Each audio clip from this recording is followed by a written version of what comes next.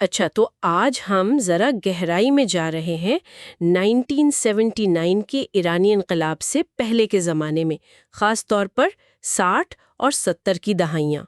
ہمارے پاس جو مواد ہے وہ بتاتا ہے کہ سطح کے نیچے کیا پک رہا تھا، کیسے حالات بنے اس بڑے انقلاب کے لیے۔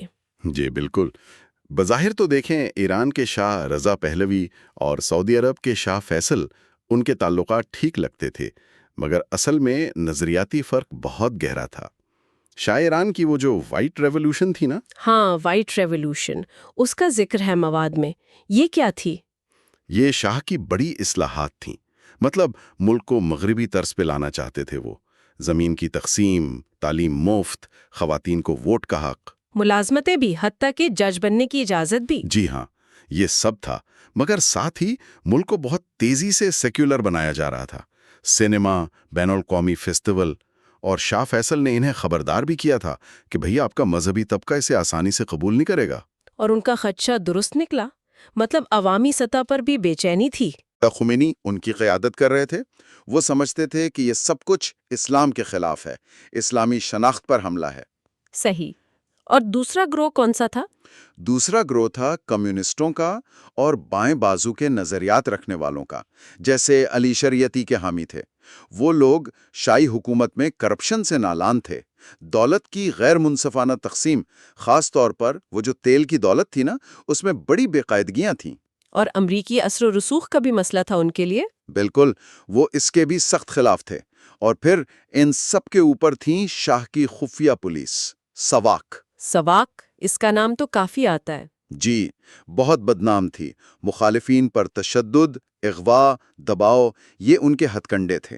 تو یہ تو اندرونی کشمکش تھی، کیا باہر کے حالات بھی کچھ اثر ڈال رہے تھے؟ یقیناً یقیناً، عالمی سطح پر بڑی تبدیلیاں آ رہی تھیں۔ دیکھیے، ویتنام سے امریکہ نکل رہا تھا، کیوبا میں انقلاب آ چکا تھا، الجزائر میں، تو ایران میں جو شاہ کے مخالفین تھے انہیں ایک طرح سے حوصلہ ملا کہ تبدیلی ممکن ہے؟ بالکل، کہ اگر وہاں ہو سکتا ہے تو یہاں کیوں نہیں، چاہے سامنے امریکہ کی حمایت ہی کیوں نہ ہو۔ انہیں لگا کہ وہ بھی جیت سکتے ہیں۔ اسی ماحول میں پھر وہ 3 اہم رہنما سامنے آتے ہیں جن کا ذکر ملتا ہے۔ جی ہاں، اور تینوں بہت مختلف تھے۔ ایک تو آیت اللہ خمینی، جو 64 سے جلا وطن تھے عراق میں، وہ اسلامی ریاست چاہتے تھے۔ دوسرے علی شریعتی، ان کے خیالات انقلابی، تھوڑے لیفٹسٹ، نوجوانوں میں بہت مقبول، سماجی انصاف پر زور تھا۔ اور تیسرے امام موسیٰ صدر، یہ نام کچھ منفرد لگتا ہے۔ ہاں، موسیٰ صدر ایک الگ ہی شخصیت تھے، اعلیٰ تعلیم یافتہ۔ ان کا کام زیادہ تر لبنان میں تھا۔ وہ وہاں کی شیعہ کمیونٹی کو منظم کرنا چاہتے تھے، انہیں بااختیار بنانا چاہتے تھے۔ تو وہ کیا چاہتے تھے؟ اسلامی ریاست یا کچھ اور؟ نہیں، یہی تو دلچسپ بات ہے۔ وہ نہ خمینی کی طرح مکمل اسلامی ریاست چاہتے تھے، نہ شریعتی کی طرح کوئی سوشلسٹ انقلاب۔ ان کا مقصد تھا شاہ پر دباؤ ڈال کر پالیسیاں بدلوانا، خاص طور پر اسرائیل کے معاملے میں۔ وہ چاہتے تھے شاہ لبنانی شیعوں کی مدد کریں، وہ نظام ختم نہیں کرنا چاہتے تھے۔ یہ لبنان والا نقطہ اہم ہے۔ وہاں فلسطینی مہاجرین، PLO، اسرائیل، اس سب نے ایران کے حالات پر کیسے اثر ڈالا؟ بہت گہرا اثر ڈالا۔ دیکھیں، لاکھوں فلسطینی مہاجرین لبنان میں تھے، PLO وہیں بنی، بیروت گوریلا جنگ کا مرکز بن گیا، اور اسرائیلی حملوں کا نشانہ کون بنتا تھا؟ زیادہ تر جنوبی لبنان کی شیعہ آبادی۔ اچھا۔ اب چکر یہ تھا کہ شاہ ایران تو تھے اسرائیل کے دوست، تو لبنانی شیعہ بالکل اکیلے پڑ گئے۔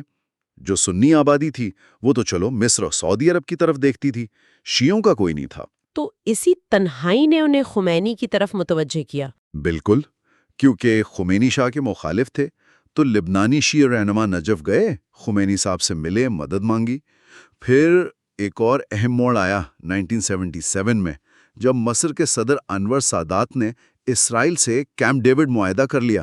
او ہاں، کیمپ ڈیوڈ، اس سے تو فلسطینی بہت مایوس ہوئے ہوں گے۔ شدید مایوس، خاص طور پر یاسر عرفات۔ عرفات کا رابطہ پہلے سے تھا خمینی کے لوگوں سے، وہ ایرانی انقلابیوں کو ٹریننگ وغیرہ میں مدد دیتے رہے تھے۔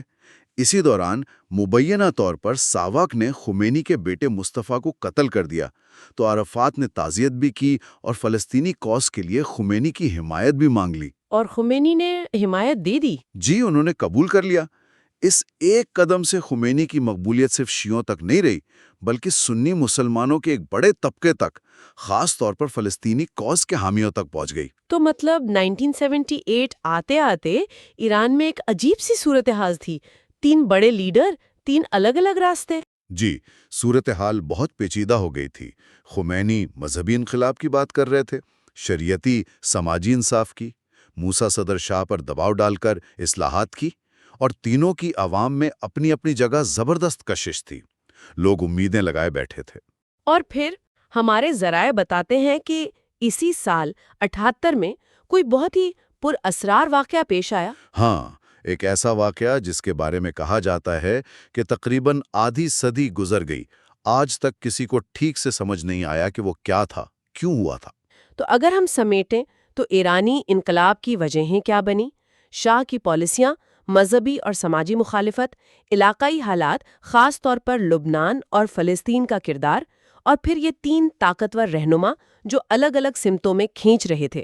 بالکل، اور یہ سب اس پراسرار واقعے کے سائے میں ہو رہا تھا، جس کا ذکر تو ہے، تفصیل نہیں، اور یہ سوال چھوڑ جاتا ہے کہ آخر وہ واقعہ کیا تھا جس نے شاید تاریخ کا رخ ہی موڑ دیا، اور وہ جو 3 راستے ایران کے لیے سوچے جا رہے تھے، ان کا کیا بنا؟ یہ بہت اہم نکات ہیں غور کرنے کے لیے۔